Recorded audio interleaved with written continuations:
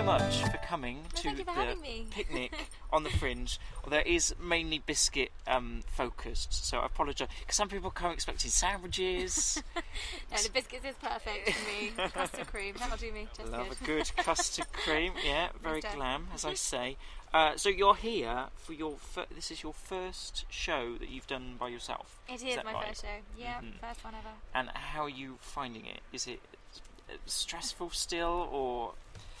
Well, it's funny. I mean, it's really, really, really fun. Actually, I love it. The most stressful thing we've had so far is we have a mouse in our flat, and that's the only, I suppose. Does that stress you out? It does a bit. I see. It started off. He just, ran across once, and I thought it was might be a ghost or something. It was a bit spooky, but I actually saw his whole body today, so he's definitely there. It's definitely around. It just feels like an intruder in your. Yeah, exactly. Yeah, but no, it's been really, really great. Like, we've had great shows so far, really fabulous audiences, and loving it. Really loving it. Now, have you been up to the festival and kind of experienced it before? I have.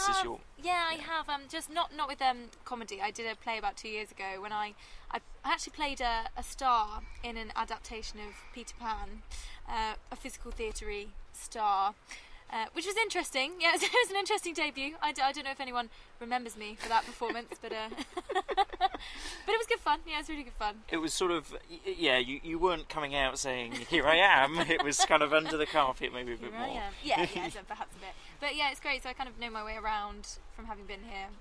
It feels really nice.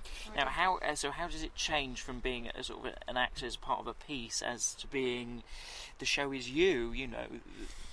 Yeah, well, it's a mixture of exciting and terrifying, actually. Yeah, because you are obviously it's wonderful. I love doing it, and I love it when the audience loves the work that I do and the songs that I do, and interacting with them one on one. It's a really fantastic experience.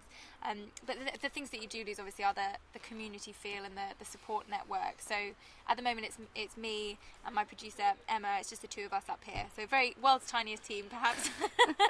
So we're kind of doing everything, all the flyering, but it's nice. We have each other, and we've been making lots of friends, which is good as well.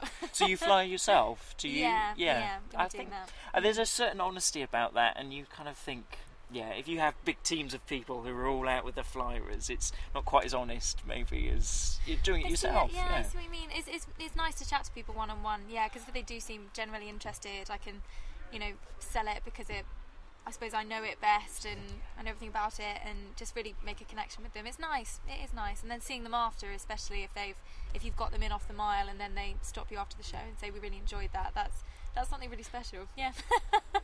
It's nice. So comedian, is it? How do you? Because there seems to be a lot of aspects to you. You do writing and acting, and because you went to drama school, didn't you? Yes. Yeah. And you're a sort of trained musician. You're kind of. Yeah. You've got all these sort of strings to your bow. I'm wondering how comedian sort of fits in with that. How it fits in with that? Well, I started.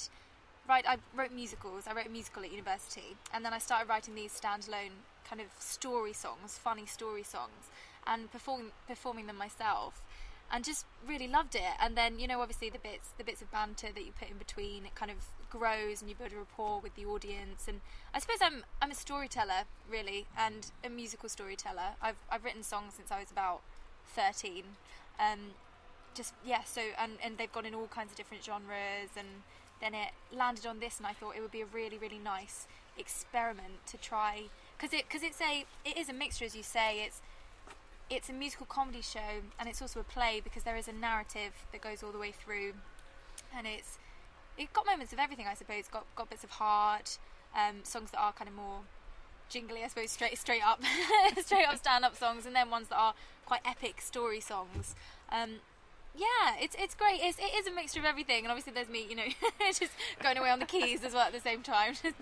But yeah, it's all come into one, and it's come together really, really nicely. And I feel like when you look back on it, you see what's led up to building it. Do you see what I mean? I didn't 3 years ago. I wouldn't have thought, I'm going to write a musical comedy story show about me becoming an epic, serious rock star. And then suddenly it just all fell together and works. So it's really good. You haven't though left behind these other things, like you wrote the was Pierced, the Yes, musical, wasn't yeah. it? Is that piece itself now been left behind, or would you consider bringing it back? Or No, definitely, absolutely. I mean, I've got various projects on the go. So I've got 2 musicals that I'm kind of working on. It takes quite a long time. So Pierced started, I did it at university, and then we did it again in London, and it got a fantastic response, really, really good. But still needs work to make it a perfect show. Then I started writing another one about 4 girls who live in a house at university, which is a really good, fun show. It's called The List. It's about, they make a list of all the different departments, and they're going to tick off boys that they get within all the different departments, and just a comedy of errors, basically. And that's something that I really want to carry on doing, and it might even suit Edinburgh. It might be something that I bring back to Edinburgh. yes, yeah. And is that just you write that yourself, or do you kind of collaborate with people a little bit, or? Well, so far I haven't collaborated, actually. So far it's just been me writing book music lyrics, but I would love to collaborate in future, because I'm mainly a songwriter. The book, I love doing the book, but obviously on this show I've had my director Claire Plested helping me on the book. She's fantastic, really, really fantastic. She has kind of 10 years experience of writing plays and their own comedy shows with Plested and Brown, so she's absolutely brilliant, and I've loved that collaboration. So how do you mean by the book? Just to... Oh yeah, sorry. It's sorry, all right.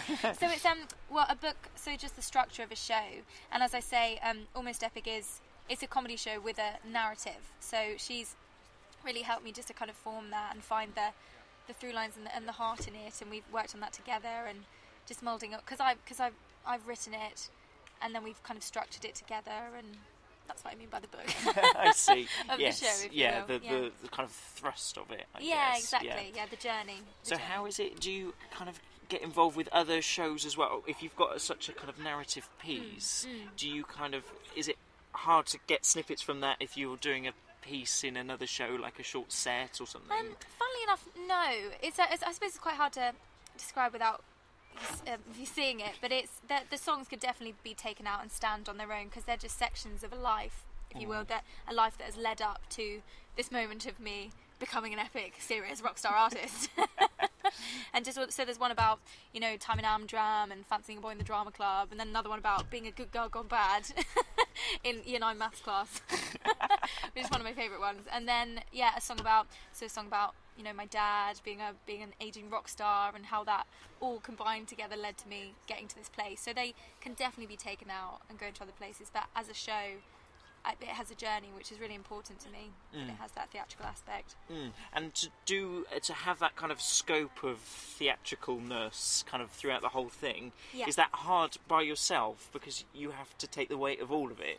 You don't have anyone else to kind of play off or...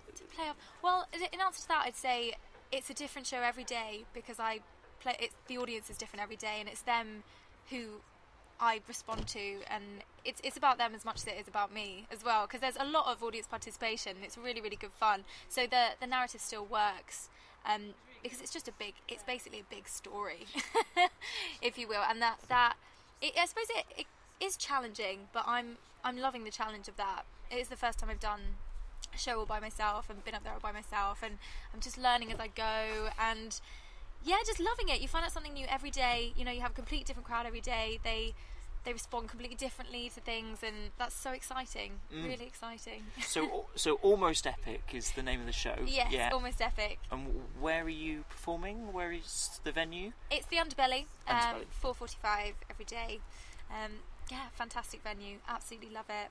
It's nice. I think they really love what they do in the Underbelly. Yeah. They're a nice group of people, I think. They are wonderful, absolutely lovely. We've just had so much fun there already so far, and it's always really warm. There's always people around, and and I love the shows that they do there as well. You've got a real mixture, and we're trying to get around to see as many things as we can, and just really make the most of our time there. Excellent.